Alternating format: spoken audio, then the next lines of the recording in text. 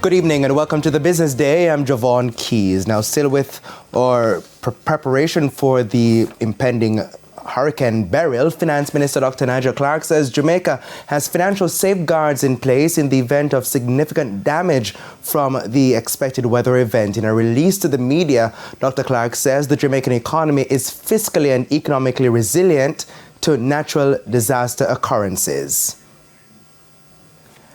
And of course, Dr. Clarke says there are also instruments from which Jamaica can draw down funds for less devastating weather impacts. We hope to come back to that story a little later on, but let's head to some news regarding the economy. Producers in the manufacturing industry faced an average 3% rise in costs associated with delivering inputs on an annual basis as at May.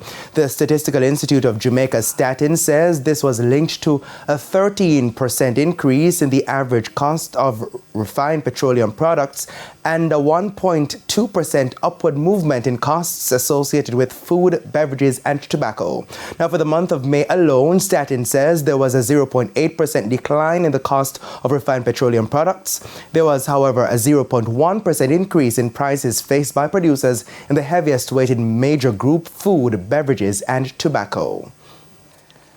Let's head to the markets now. The JSE index, the foreign exchange market, ended today with banks and cambios selling the American dollar for an average $157.18.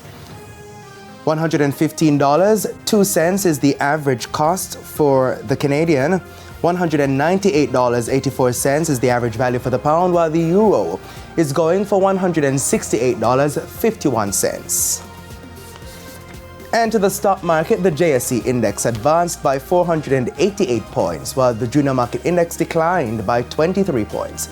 Among the 41 winners were Lasco Financial Services, T-Tech, Blue Power Group, Stanley Motor Ordinary Shares, and MFS Capital Partners. The 53 losers included Caribbean Cream, Dollar Financial Services, JFP, Caribbean Assurance Brokers, and Trans-Jamaican Highway 8% shares. Now 19 stocks traded firm. Now, as we close the business day, just to let you know that the Jamaica Stock Exchange has informed us that trading will go as normal tomorrow, but of course they'll continue to monitor. And based on the situation that's expected on Wednesday, a decision will be made. But again, trading will go as normal for tomorrow. And that's the Business Day. I'm Javon Keys. Good evening.